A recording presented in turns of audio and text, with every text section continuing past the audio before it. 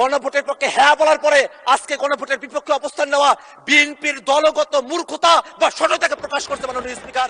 মাননীয় সরকার দলীয় সংসদ সদস্য যে প্রস্তাবটি আজকে এখানে উত্থাপন করেছেন সে প্রস্তাবের বিষয়ে আপনার আগে দৃষ্টি আকর্ষণ করছে মাননীয় স্পিকার। মাননীয় স্পিকার, আপনি সেদিন বলেছিলেন বিরোধী দলীয় নেতার যে প্রস্তাব সেই প্রস্তাবটার ব্যাপারে আপনি নিজেই বলেছিলেন যে যদি আইন প্রণয়ন সংক্রান্ত কোনো বিষয় হয় তাহলে সেটাকে প্রস্তাব আকারে এখানে উত্থাপন করা যায় না। সেদিন বিরোধী দলের ব্যাপারে আপনি যে কথাটি বলেছিলেন সে কথাটি কেন সরকার দলের ব্যাপারে বলেন নাই, সেটি প্রশ্নে আপনাদের প্রশ্ন রয়েছে মাননীয় স্পিকার। মাননীয় স্পিকার, এই ক্ষেত্রে আমাদের একটা বক্তব্য আছে মাননীয় স্পিকার।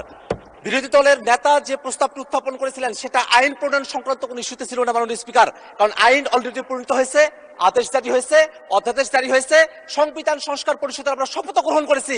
আইনের কোনো প্রসঙ্গ এখানে ছিল না, বরং যে আইন হয়েছে সেটাকে বাস্তবায়নের প্রশ্ন এখানে ছিল মাননীয় স্পিকার।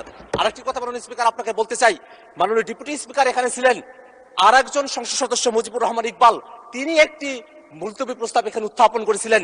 সেই মুলতবি প্রস্তাবের ব্যাপারে সিদ্ধান্ত কি সেটা না জানিয়ে পরের প্রস্তাব এখানে দেওয়া হলো মাননীয় স্পিকার, সেই বিষয়টা আপনার কাছে আমরা জানতে চাই মাননীয় স্পিকার।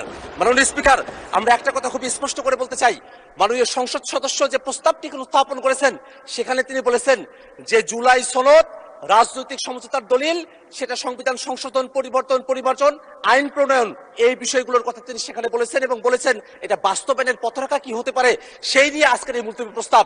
মাননীয় স্পিকার, আপনার মাধ্যমে আমি তাদেরকে জানিয়ে দিতে চাই যে আজকে যে প্রস্তাবটি তিনি এখানে উত্থাপন করেছেন সেই প্রস্তাবটি উত্থাপন হওয়ার যোগ্য প্রস্তাবই নয় মাননীয় স্পিকার। মাননীয় স্পিকার,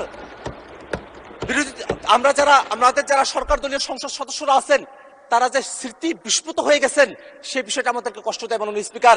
আমাদের মনে রাখা প্রয়োজন 31শে জুলাই যেদিন ঐকমত্য কমিশনে সংস্কারের প্রস্তাবনাগুলো নিয়ে আলোচনা কনক্লুশন হলো, সেই দিনই সেই বৈঠকেই বাস্তবায়নের বিষয় নিয়ে কি আলোচনা হতে পারে সেটা নিয়ে সকল রাজনৈতিক দল আমরা সেখানে প্রস্তাব উত্থাপন করেছিলাম। জুলাই সনদ কিভাবে বাস্তবায়ন করা হবে সেটা নিয়ে সেই ঐকমত্য কমিশনে আলোচনা সমাপ্ত হয়েছে, সেই আলোচনার ফলাফল আজকে বিএনপি মানতে চায় না। এই কারণে আজকে বিএনপি ব্যাক স্পেস চেপে তারা প্রেসিডেন্টের দিকে তারা ফিরে যেতে চায় মাননীয় স্পিকার। মাননীয় স্পিকার, সংস্কারের বিষয়ের যে ঘোড়া সেই ঘোড়া অনেক দূরে গিয়ে গেছে, সেই ঘোড়াকে এখন লাগাম পরানোর চেষ্টা করছে সরকার দলীয় সদস্যরা মাননীয় স্পিকার। মাননীয় স্পিকার, সংস্কারের যে পুরো বিষয়বস্তু এখানে জুলাই সনদ, আদেশ, অধ্যাদেশ, গণভোট, সংবিধান সংস্কার পরিষদ, এই 5টা ধাপ রয়েছে মাননীয় স্পিকার। আজকে এখানে যারা সরকার দলীয় সংসদ সদস্যরা আছেন মাননীয় স্পিকার, তারা আদেশের কথা বলেন না, তারা অধ্যাদেশের কথা বলেন না, তারা গণভোটের কথা বলেন না, তারা সংবিধান সংস্কার পরিষদের কথা বলেন না, তারা শুধুমাত্র জুলাই সনদের কথা বলেন। ওই জুলাই সনদ, যেই জুলাই সনদটা শুধুমাত্র তাদের পক্ষে জুলাই সনদ উইথ নোট অফ ডিসেন্ট। মাননীয় স্পিকার, মাননীয় স্পিকার, একটা কথা এখানে স্মরণ করে দেওয়া প্রয়োজন, 17 অক্টোবর জুলাই সনদ এই সংসদ ভবনের বাইরে স্বাক্ষর করা হয়েছিল।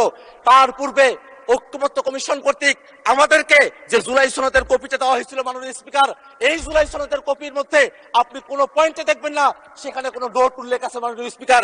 কিন্তু আমাদের সরকার দলের মাননীয় স্বরাষ্ট্রমন্ত্রী এবং মাননীয় আইনমন্ত্রী তারা বারংবার একটা নোটের কথা উল্লেখ করেন, সেই নোটটা হচ্ছে অবশ্য কোন রাজনৈতিক দল বা জোট তাদের নির্বাচনী ইশতেহারে উল্লেখপূর্বক যদি জনগণের ম্যান্ডেট লাভ করে তাহলে তারা সেই মতো ব্যবস্থা গ্রহণ করতে পারবে।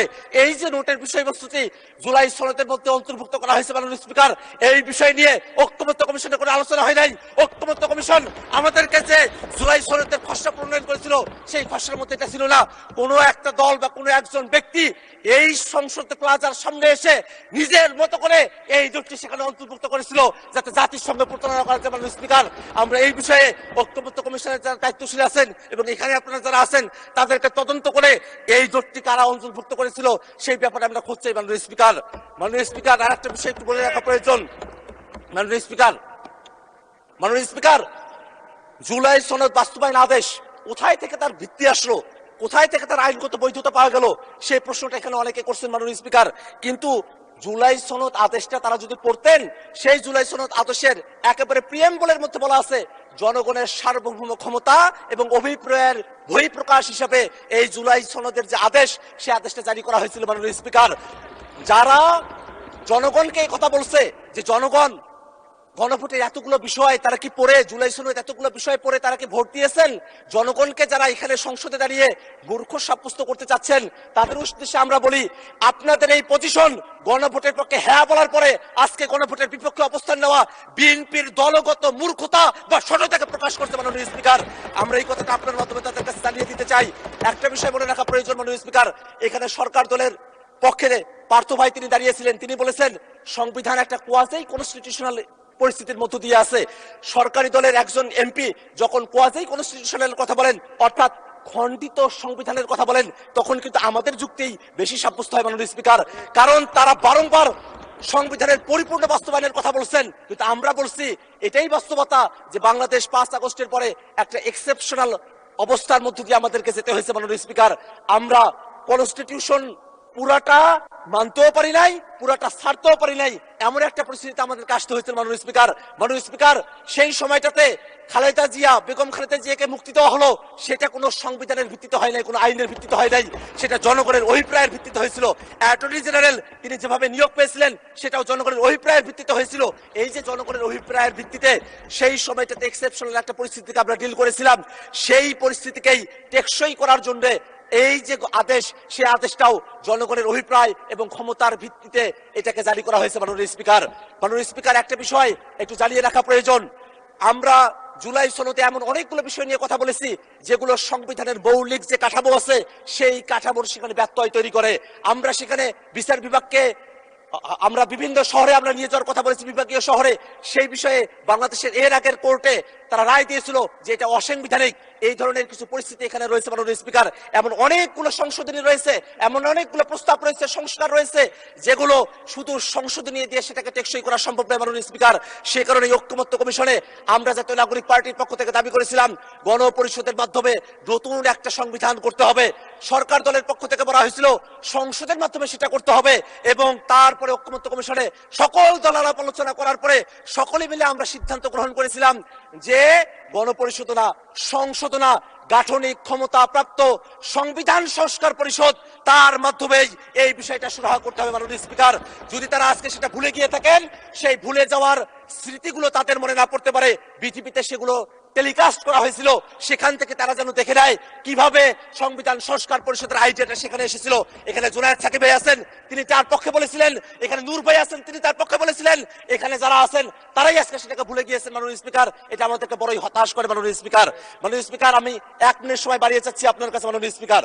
মাননীয় স্পিকার, ওকে, 1 মিনিট বাড়িয়ে দেওয়া হলো, 1 মিনিটের মধ্যে শেষ করবেন, তখন মাইক অফ হয়ে যাবে। সংবিধান তো পুরোটা মানা হচ্ছে না মাননীয় স্পিকার। শেখ মুজিবুর রহমানের ছবি প্রত্যেক মন্ত্রীর অফিসে ঝুলানোর কথা, সেটা যে ঝুলানো হচ্ছে না, সেই জায়গার ভিত্তিটা কোথায় থেকে আসলো মাননীয় স্পিকার? এটা তো জনগণ ভিত্তিটা দিয়েছে, সেই কারণে সেটা মাননীয় স্পিকার। আমরা এই কারণে একটা কথা বলতে চাই, আজকে জুলাই সনদের যে আদেশ এবং যে গণভোট সম্পন্ন হয়েছে, সেই গণভোটের যে প্রশ্নগুলো আছে সেই প্রশ্নগুলোর দিকে আমরা একটু তাকাই। সেখানে স্পষ্ট করে বলে দেওয়া আছে সাংবিধানিক প্রতিষ্ঠানগুলোতে নিয়োগ হতে হবে একটা নিরপেক্ষ বডির মাধ্যমে, একটা উচ্চকক্ষ হবে যেটা ভোটের পিয়ার অনুযায়ী হবে, একটা তত্ত্বাবধায়ক সরকার হবে, যে তত্ত্বাবধায়ক সরকার একটা নতুন ফর্মুলায় হবে। এই বিষয়গুলো বিএনপি পালন করতে চায় না বিধায় তারা আজকে গণভোটের বিপক্ষে অবস্থান নিয়েছে মাননীয় স্পিকার। মাননীয় স্পিকার, আমরা খুবই বিনীতভাবে তাদের কাছে একটা কথা জানতে চাই, এই বিষয়টা কোনোভাবেই কোনো বিতর্কের বিষয়বস্তু নয়, এটা কোনো আলোচনার বিষয়বস্তু নয়। বাস্তবায়ন জুলাই সনদ কেমন করে হবে সেই ধাপগুলো ঐক্যমত্য কমিশনের সেই আলোচনাগুলো কমপ্লিট হয়ে গেছে। অতএব আজকে যে প্রস্তাবটা নিয়ে আসা হয়েছে এই প্রস্তাবটা গ্রহণ না করার জন্য মাননীয় স্পিকারের কাছে বিনীতভাবে আহ্বান জানাচ্ছি মাননীয় স্পিকার। ধন্যবাদ সকলকে। ধন্যবাদ মাননীয় সদস্য। এই সংসদে আপনার অনেক মামা চাচা খালু থাকতে পারে, কিন্তু সবাইকে মাননীয় সদস্য বলে, ভাই বলবেন না কাউকে, মাননীয় সদস্য বলে সম্বোধন করবেন ভবিষ্যতে।